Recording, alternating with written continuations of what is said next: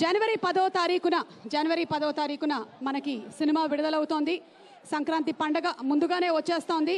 Game changer, political సిస్టంలోనే the real game changer మా పవన్ కళ్యాణ్ గారికి మైక్ ని హ్యాండ్ ఓవర్ చేసేస్తున్నాము.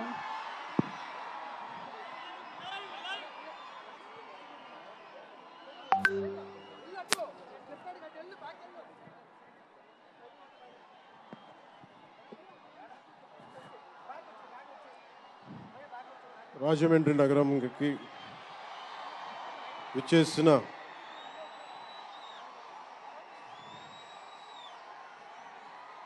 సినిమా అభిమానులందరికీ, తెలుగు హీరోల అభిమానులందరికీ, ప్రత్యేకించి రామ్ చరణ్ గారి అభిమానులందరికీ నా హృదయపూర్వక నమస్కారం. ఇక్కడికి విచ్చేసిన ఆసీనులైన విశిష్ట అతిథులందరికీ మనస్ఫూర్తిగా నా హృదయపూర్వక నమస్కారాలు. ఆంధ్రప్రదేశ్ నలుమూలల నుంచి విచ్చేసిన ప్రజానీకానికి నా హృదయపూర్వక నమస్కారాలు. దీనిని ప్రసార మాధ్యమాల్లో చూస్తున్న ఆశేష ప్రజానీకానికి కూడా నా హృదయపూర్వక నమస్కారాలు. పత్రికాధిపతులకి, పాత్రికేయులకి, యూట్యూబ్ ఛానల్స్కి, అన్ని సోషల్ మీడియా వీక్షిస్తున్న ప్రతి ఒక్కరికి కూడా నా హృదయపూర్వక నమస్కారం. అలాగే పవన్ కళ్యాణ్ అభిమానులకు కూడా నా హృదయపూర్వక నమస్కారం.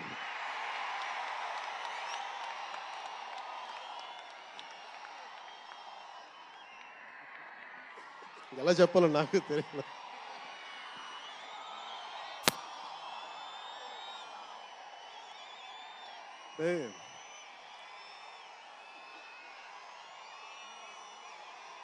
ఎక్కడి నుంచి వచ్చామో మర్చిపోకూడదు కదా.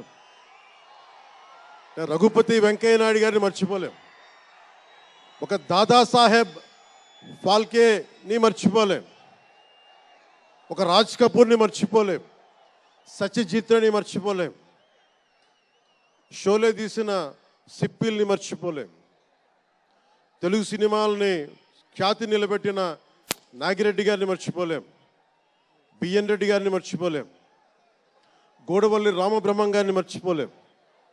ఈ రోజున ఇంతమంది వేదిక పైన శంకర్ గారు లాంటి నిష్ణాతులు మహానుభావులు ఉన్నారు అంటే, సూర్య గారు లాంటి నటుడు దర్శకులు ఉన్నారంటే మేము మూలాలు మర్చిపోకూడదు. తెలుగు చిత్ర పరిశ్రమ పెద్దలందరికీ గుర్తు చేసుకుంటూ, తెలుగు జాతికి పేరు తెచ్చిన ఎన్టీ రామారావు గారికి మనస్ఫూర్తిగా ఆయనని గుండె లోతుల్లోంచి ఆయనకి స్మరించుకుంటూ, అలాగే పవన్ కళ్యాణ్ ఉన్నా, రామ్ చరణ్ ఉన్నా, ఏ హీరోలు ఉన్నా కానీ దానికి మూలం మెగాస్టార్ చిరంజీవి గారు. మీరందరూ గేమ్ చేంజర్ అనొచ్చు, ఓజీ అనొచ్చు. ఆ మూలాలు ఎక్కడో మారుమూల ఒక చిన్న పల్లెటూరులో, కుగ్రామంలో, మొగల్తూరు అనే కుగ్రామంలో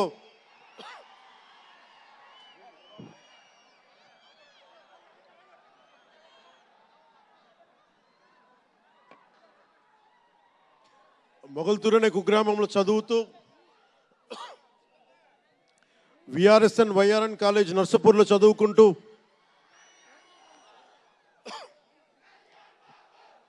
ఇవన్నీ ఇలాంటిదే మీరు అనాలంటే ఆద్యుడు ఆయనే.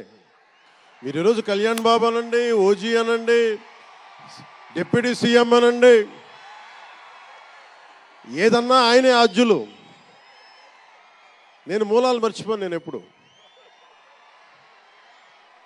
రఘుపతి వెంకయ్య నాయుడు గారిని మర్చిపోం, దాదాసాహెబ్ ఫాల్కే అవార్డు గ్రహీతను దాదాసాహెబ్ ఫాల్కే గారిని మర్చిపోం. మూలాలు మనం ఎప్పుడు మర్చిపోం. అలాగే మేమందరం రామారావు గారిని మర్చిపోలేం. ఇంతమంది తెలుగు చిత్ర పరిశ్రమ ఇక్కడ కదిలింది, వచ్చింది అంటే దాని స్ఫూర్తి ఒక అక్కినేని నాగేశ్వరరావు గారు.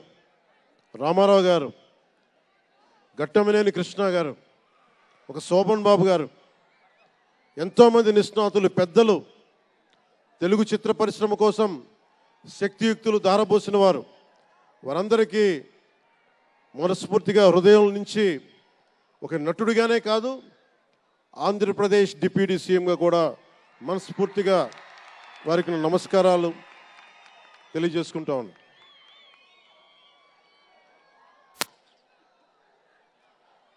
ఈ రోజున ఈ వేదికకి ఇంత బలంగా తెలుగు చిత్ర ఒక ఫిల్మ్ ఓపెనింగ్ ఇక్కడ, ఒక సినిమా ఫంక్షన్ ఇక్కడ చేసుకోగలిగామంటే కూటమి ప్రభుత్వం, అనుభవజ్ఞుడైన నాయకులు శ్రీ నారా చంద్రబాబు నాయుడు గారు, గౌరవ ముఖ్యమంత్రి శ్రీ నారా చంద్రబాబు నాయుడు గారు, ఆయన ఆశీస్సులు, ఆయన సహకారం, ఆయన నిరంతర మద్దతు ఈ రోజున ఇక్కడ ఇంత అద్భుతమైన సభ జరుపుకోగలుగుతున్నామంటే గౌరవ ముఖ్యమంత్రి గారికి ప్రత్యేకించి రాజమండ్రి హృదయం నుంచి ఆయనకి నా కృతజ్ఞతలు తెలుపుకుంటా ఉన్నాను. అలాగే ఒక ఫంక్షన్ చేస్తున్నామంటే హోమ్ మినిస్టర్ అనిత గారికి కూడా నా హృదయపూర్వక ధన్యవాదాలు తెలియజేసుకుంటా ఉన్నాను. స్టేట్ డీజీపీ గారికి నా హృదయపూర్వక ధన్యవాదాలు. జిల్లా ఎస్పీ గారికి, జిల్లా అధికార యంత్రాంగానికి, జిల్లా కలెక్టర్ గారికి, ప్రతి ఒక్కరికి పేరు పేరున గత 2 రోజులుగా 4 రోజులుగా కష్టపడి మన పర్మిషన్స్ అన్నీ ఇచ్చి ఈ సభను విజయవంతం చేసే నేపథ్యంలో కష్టపడిన ప్రతి ఒక్క అధికారులందరికీ కూడా ప్రత్యేకించి ధన్యవాదాలు. అలాగే వేదిక పైన ఉన్న శ్రీ కందులు దుర్గేష్ గారికి, గౌరవ మంత్రివర్యులు పిడుగు హరిప్రసాద్ గారు, ఎమ్మెల్సీ, మమ్మల్ని ఇన్ని రకాలుగా ఆయన, మీకు తెలుసు కదా గోరట్ల బుచ్చి చౌదరి గారి గురించి, ఆయన్ని పట్టు విడవరు ఆయన, మనం వదలాల్సిందే పట్టు. అలాంటి గోరంట్ల బుచ్చయ్య చౌదరి గారికి మనస్ఫూర్తిగా నా హృదయపూర్వక నమస్కారాలు. అలాగే యువరక్తంతో రాజమండ్రి రాజకీయాల్లో ప్రజలకి నిరంతరం సేవ చేద్దామని చేస్తే ఆదిరెడ్డి వాసు గారికి నా హృదయపూర్వక నమస్కారాలు.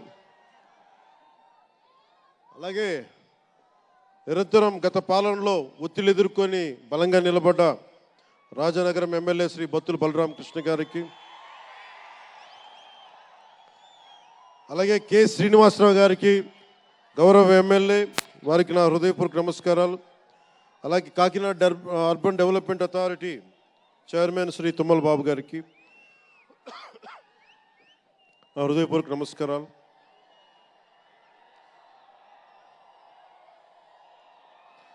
అలాగే నటులు శ్రీకాంత్ గారికి, పృథ్వీ గారికి, నవీన్ చంద్ర గారికి,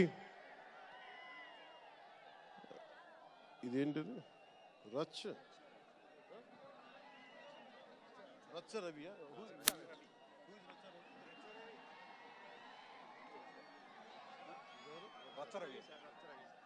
రచ్చ రవి గారికి, రామ్ జోగేష్ శాస్త్రి గారికి, కాసరాల శ్యామ్ గారికి, అనంత్ శ్రీరామ్ గారికి, బుర్రా సాయి మాధవ్ గారికి, ఇక్కడ ఉన్న అంజలి గారికి, అలాగే మ్యూజిక్ డైరెక్టర్ తమన్ గారికి, నాకు చాలా తక్కువ సినిమాలు నేను థియేటర్కి వెళ్ళేవాడిని. మన శంకర్ గారు తీసిన సినిమా చెన్నైలో, తమిళ్లో జెంటిల్మెన్ సినిమా, నేను టికెట్ కొనుక్కొని థియేటర్కి వెళ్ళి, ఆ రోజు నేను ఇంకా యాక్టర్ కూడా అవుతాను, అసలు రాజకీయాలు పక్కన పెట్టి యాక్టర్ అవుతానో లేదో అని ఆలోచనలో ఉన్నప్పుడు ఆయన సినిమాని నేను కూడా టికెట్ కొనుక్కొని బ్లాక్లో ఆయన సినిమాకి వెళ్ళాను, శంకర్ గారి జెంటిల్మెన్ సినిమాకి. అలాగే ప్రేమికుడికి కూడా ఎవరు లేక తోడుకి మా అమ్మమ్మని తీసుకెళ్ళాను ప్రేమికుడి సినిమాకి. பிரேமிக்குடி சினிமா அம்மா என்ன சொல்லுவாங்க పార్టీயோడు పోయిటానే అంటే అలాంటి అందరినీ అన్ని వయసుల వాళ్ళని కూడా ఆకట్టుకునే సినిమా, ఎంటర్టైన్మెంట్తో పాటు ఒక సోషల్ మెసేజ్ ఉన్న సినిమాలు ఆయనవి. అలాంటి మంచి సినిమాలు భారతదేశంలో ఈ రోజున చరణ్ గారు కానీ, రాజమౌళి గారు కానీ, జూనియర్ ఎన్టీఆర్ కానీ వీరందరూ విఖ్యాతిగా మన ప్రపంచ వ్యాప్తి ఖ్యాతి ఉన్న రావటం అనేది దానికి ఆద్యులు కొద్దిమంది డైరెక్టర్స్ ఉన్నారు, ముఖ్యంగా దక్షిణాది నుంచి. దాంట్లో చాలా కీలకమైన వ్యక్తి శంకర్ గారు.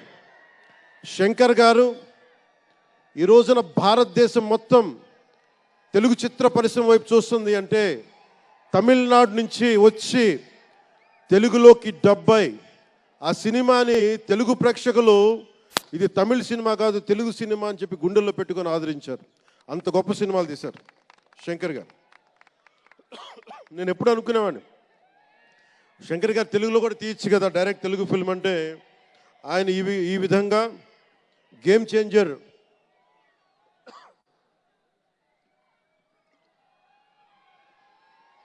చేంజర్ సినిమాని పూర్తిగా తెలుగులో తీసి మిగతా భాషల్లో డబ్ చేసే క్రమంలో రిలీజ్ చేస్తుంది. మనస్ఫూర్తిగా వారికి నా ధన్యవాదాలు. అలాగే దిల్ రాజు గారు, నేను తొలి ప్రేమ సినిమా అప్పుడు ఆయన డిస్ట్రిబ్యూటర్ అంటే ఏదో ఒక చిన్న పోస్టర్ చూసి ఎక్కడో ఒక మాటిని ఈ సినిమా చాలా సూపర్ డూపర్ హిట్ అవుతుంది ఒక నమ్మకంతో పాపం ఆయన అడ్వాన్స్ ఇచ్చారు. అలా స్టార్ట్ అయిన వ్యక్తి. మేము వకీల్ సాబ్ నా నిర్మాత కూడా అయినా.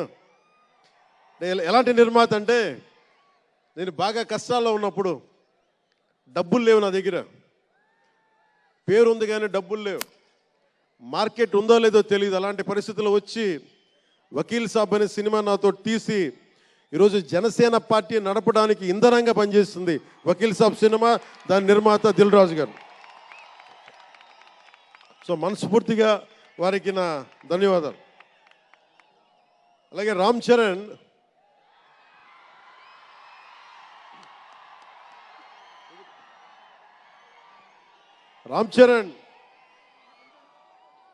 అంటే నేను రామ్ చరణ్ ఉన్నప్పుడు నేను పుట్టినప్పుడు నేను ఇంటర్ ఇప్పుడు చదువుతున్నాను. ఇంటర్ చదువుతున్నప్పుడు నాకు అన్నయ్యకి అబ్బాయి పుట్టాడని చెప్తే ఇంట్లో నామకరణం చేశారు. నామకరణం చేసినప్పుడు మా నాన్నగారు పెట్టిన పేరు మా ఇంట్లో అందరికీ ఆంజనేయ స్వామి పేరు రావాలి మా ఇంటి దైవం అని. రామ్ చరణ్కి రాముడి చరణాల దగ్గర ఉండేవాడు ఎవడో హనుమంతులు, ఆంజనేయ స్వామి. నిత్యం బలం ఉండి కూడా వినయ విధేయతలతో ఉండే వ్యక్తి ఆంజనేయ స్వామి.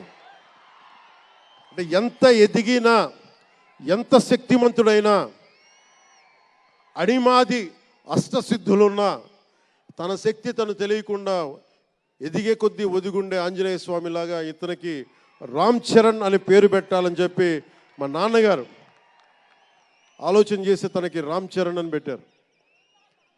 అలాగే రామ్ చరణ్ నాకు ఎందుకంటే నాకు చిరంజీవి గారు అన్నయ్య కాదు, పితృ సమానులు, తండ్రి సమానులు. మా వదిన నాకు మాతృమూర్తి.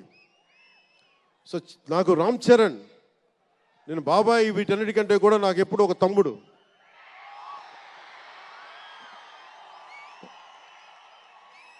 చిన్నప్పుడు బాగా ఏడిపించేవాడిని, నేను ఇంకా బద్ధకంగా ఉండేవాడిని.